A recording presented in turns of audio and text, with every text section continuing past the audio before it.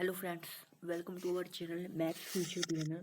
आज की वीडियो में हम स्टार्ट करने जा रहे हैं क्लास 11th का चैप्टर नंबर 5 एनसीईआरटी का, जिसके नाम है complex number and quadratic equation. Okay, so इसका जो हमारा वेटेज है 11th के एग्ज़ाम के लिए या हमारे स्कूल के एग्ज़ाम के लिए, तो इसका वेटेज है 2 से 4 क्वेश्चन का। ठीक है, यानी कि आपके 2 मार्क्स में या 1 मार्क्स में एक क्वेश्चन पूछा जा सकता है और एक क्वेश्चन आपका 4 मार्क्स में भी पूछा जा सकता है इस चैप्टर से। ओके, और अगर आप क्लास 9 से लेकर 12th तक के बीच किसी क्लास में आते हैं तो आप यूट्यूब पे सर्च कर सकते हैं हमारा चैनल मैथ्स फ्यूचर प्लानर, और सर्च करने के बाद आप वहाँ पे अपनी प्लेलिस्ट चेक कर सकते हैं 9 से 12 तक के बीच की। ठीक है, सो बिना टाइम वेस्ट के स्टार्ट करते हैं आज का चैप्टर। ये बहुत ही ईजी चैप्टर है, पूरी 11th में से ईजी कोई चैप्टर नहीं है, और ये हमें मार्क्स भी दे देता है अच्छे से। सो स्टार्ट करते हैं अपना आज का टॉपिक, जो है complex number and quadratic equation.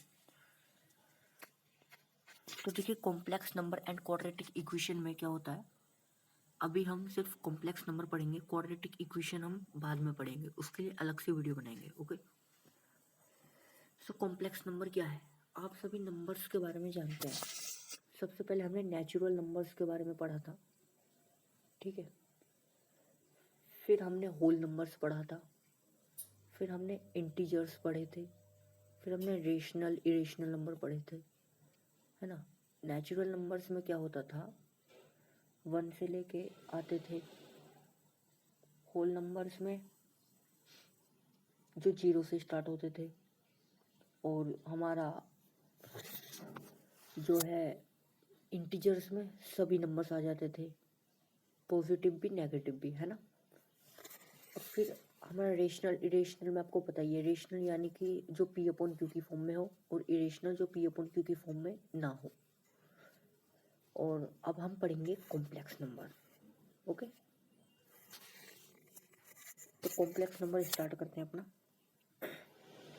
Complex number क्या है, कॉम्प्लेक्स नंबर का मतलब है कि ये जो है हमारा इमेजिनरी और रियल नंबर्स का मिक्सचर होता है। ठीक है, तो समझते हैं पहले इमेजिनरी क्या होता है। तो देखिए, कॉम्प्लेक्स नंबर क्या है, ये बुक्स में कुछ इस तरह से लिखा होता है कि z is equals to, small z होता है ये, a plus i b. Okay, जहाँ पे हमारे a और b जो है दोनों रियल नंबर्स होते हैं। ठीक है, a और b दोनों क्या होते हैं, रियल नंबर्स, और i हमारा होता है इमेजिनरी नंबर। i क्या होता है हमारा, इमेजिनरी नंबर। तो देखिए, इस तरह से कुछ बुक में लिखा होता है, तो इसका मतलब क्या है, ए और बी हमारे रियल नंबर्स हैं और आई इमेजिनरी नंबर्स हैं। तो रियल नंबर्स आपको पता है क्या होते हैं। अब देखिए, मैंने बताया था कि हमने पहले क्लासों में कुछ नंबर्स पढ़े थे। पहले हमने पढ़ा था नेचुरल्स नंबर, ठीक है, जो 1 से लेकर 9 तक होते हैं। फिर हमने पढ़ा था नेचुरल्स नंबर्स के बाद में होल नंबर। होल नंबर के बाद हमने क्या पढ़ा था, देखिए देख रहे थे, नेचुरल नंबर, फिर होल नंबर, एक मिनट, नेचुरल, फिर हमने पढ़ा था होल, फिर हमने पढ़ा था इंटीजर्स, फिर हमने क्या पढ़ा था, रेशनल इरेशनल। ओके,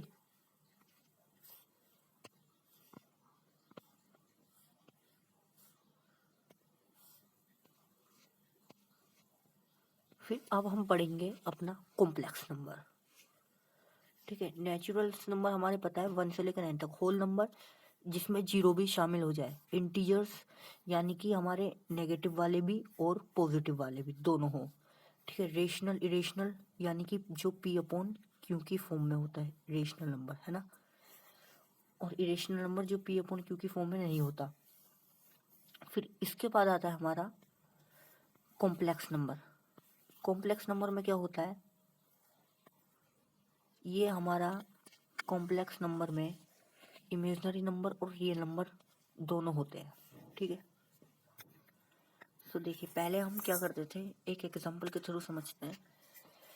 जैसे x square is equals to minus के 4 है, तो एक्स की वैल्यू बताओ। पहले x square is equals to plus के 4 है, तो एक्स की वैल्यू बताओ। तो एक्स की वैल्यू हम लिखते थे +-2, है ना। अब मैं कहूँ अगर कि एक्स स्क्वायर जो है हमारा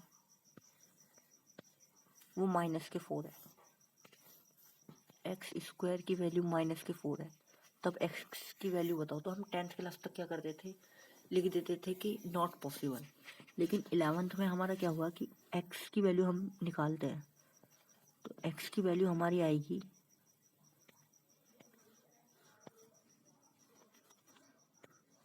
x is equals to plus minus root में -4। ओके, एक बार प्लस लेंगे, एक बार माइनस, तो एक्स की वैल्यू आ गई हमारी प्लस माइनस क्या आएगी। देखिए रूट में माइनस नहीं आ सकता कभी भी, ठीक है। रूट में कभी भी माइनस नहीं आ सकता। हमने ये सोल्व किया था पिछली क्लासेस में कि अगर रूट में माइनस आया तो वो पॉसिबल नहीं है। लेकिन अब हम पढ़ते हैं कि अगर रूट में माइनस आ जाए ना, तो इसका मतलब वो इमेजिनरी है। रूट में माइनस आ जाए तो इमेजिनरी है। रूट में -1 की वैल्यू होती है आई। आई का मतलब इमेजिनरी नंबर। ओके, तो इसका मतलब इसे मैं ऐसे लिख सकता हूँ, √-1 इंटू √4, है ना। तो इसका क्या हुआ, -1 यानी कि आई इमेजिनरी। तो देखते हैं एक्स की क्या वैल्यू आएगी। X is equals to plus minus √-1 की वैल्यू क्या होती है आई, और √4 का रूट क्या होता है 2। तो यानी कि एक्स की वैल्यू आई +-2i। ओके,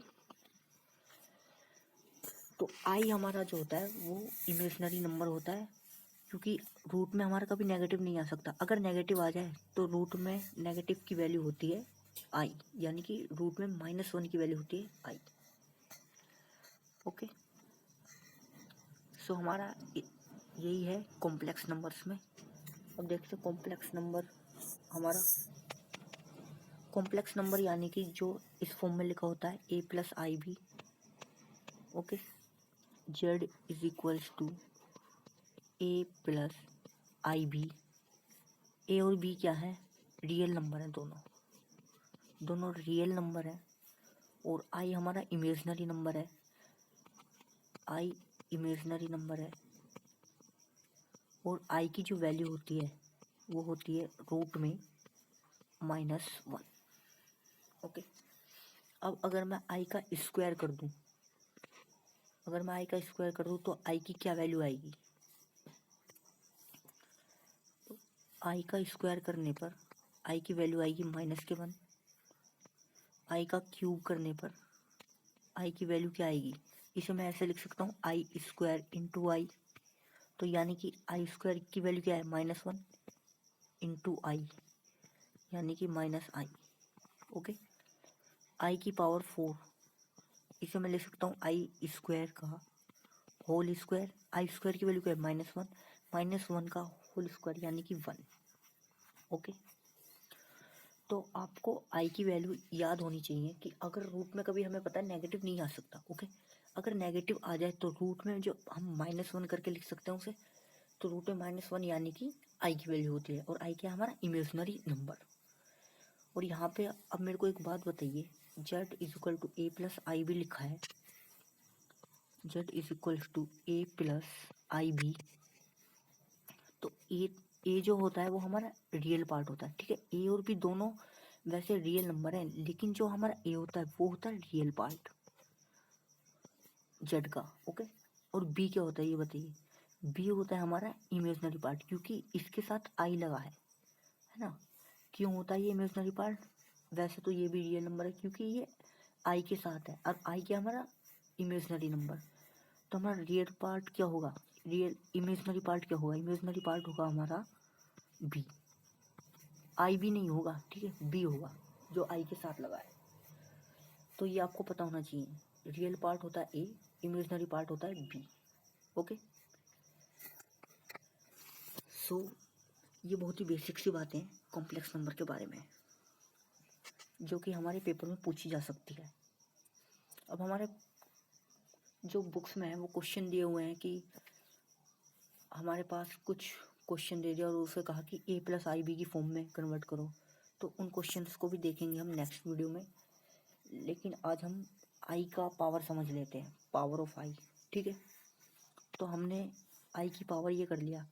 अब अगर आई की पावर में कितनी भी बड़ी वैल्यू आ जाए, ठीक है, हमारे क्वेश्चन पेपर में आ गया अगर स्कूल के एग्जाम में कि आई की पावर 26 की वैल्यू निकालो, तो 26 की वैल्यू कैसे होगी, तो आप पहले इसे करोगे कि मुझे पता है आई की पावर 4 की वैल्यू होती है 1, तो 4 में ब्रेक करके कर लो। फिर 4 का हम करेंगे 4 5 से 20, 4 6 जा 24, इसकी पावर यानी कि आई की पावर 4, 1 मिनट, आई की पावर 26 को हम लिखेंगे, मुझे पता है कि आई की पावर 4 की वैल्यू 1 होती है, तो 4 5 जा 4 6 जा 24 होता है, 4 6 जा 24। अब इसका स्क्वायर, तो आई की पावर 4 की वैल्यू क्या होगी 1, और इसका स्क्वायर, इसकी पावर 6, इसका मतलब ये 12 हो गया। 1 मिनट, ये स्क्वायर नहीं कर सकते है ना, क्योंकि स्क्वायर करेंगे तो हमारा 4 6 जा 24, तो 24 इंटू 2 हो जाएगा, ठीक है। तो हम इसे लिख लेंगे अलग से, क्योंकि हमारा 24 इंटू 2 तो ज़्यादा हो जाएगा, 24 यहाँ तक तो 24 बन गया है हमारा, है ना। तो हम इसे जो 2 बचा उससे हम ऐसे लिख सकते हैं, इसे हम ऐसे लिख सकते हैं कि आई का स्क्वायर कर सकते हैं। ओके, आई का स्क्वायर करके लिख सकते हैं। तो आई की पावर 26 को हमने लिखा आई की पावर 4 की पावर 6, ओके, इंटू आई स्क्वायर लिख सकते हैं ना। तो 4 6 24, आई की पावर 4 की वैल्यू क्या होती है 1, 1 की पावर 6 की 1 इंटू आई स्क्वायर, ठीक है, ये आई। चलिए आपने इसे ऐसे कर लिया। अगर कुछ बड़ी वैल्यू आ जाए, ये आ जाए एग्जाम में कि आई की पावर 2026, तब कैसे करेंगे, तो देखिए हमें कुछ नहीं करना, लास्ट की 2 डिजिट देखिए 26 है, ओके। अब इसे जो है लास्ट की 2 डिजिट को 4 से डिवाइड कर दीजिए, 26 को 4 से, तो 4 6 जा 24, ओके। रिमाइंडर क्या बचा है यहाँ पे, रिमाइंडर बचा 2, जो रिमाइंडर बचा है ना, ये रिमाइंडर जो है इसे आई की पावर में लिख दो स्क्वायर, आई स्क्वायर की वैल्यू क्या होती है -1, ओके।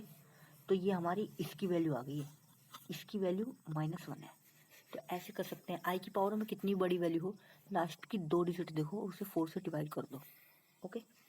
अब देखिए एक चीज़ और है कि अगर हमारे फर्स्ट 4 कॉन्सिक्यूटिव नंबर आई की पावर में हो और उनका ऐड हो रहा हो, तो उसकी वैल्यू हमेशा 0 होती है। जैसे आई प्लस आई स्क्वायर प्लस आई क्यूब प्लस आई की पावर 4, ओके।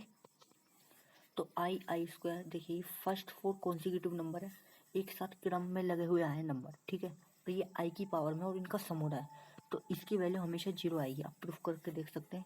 देखिए आई को ऐसे लिख दो, आई स्क्वायर की वैल्यू क्या होती है -1 प्लस आई क्यूब की वैल्यू क्या होती है -आई, आई की पावर 4 की वैल्यू क्या होती है +1, कैंसिल, तो इसकी वैल्यू क्या आ गई 0, ठीक है। ऐसे अगर लिखा हो कि आई की पावर 20 प्लस, ओके, 21 22 और 23, तो इसकी वैल्यू भी हमेशा 0 होगी क्योंकि ये क्रम में लगी हुई आए हैं, ओके। ये आई की पावर में क्रम में 20 के बाद 20 बनाया था तो 21 ही आया है। जैसे 1 के बाद यहाँ 2 आता है तो 2 ही आया था। तो ऐसे क्रम में लगे हुए हैं और ये आई की पावर में उनका सम हो रहा है, तो इसका मतलब इसकी वैल्यू हमेशा 0 होगी। सो आज की वीडियो में इतना ही। अगर वीडियो अच्छी लगी हो तो वीडियो को लाइक करना और चैनल को सब्सक्राइब करना। Thanks for watching this video.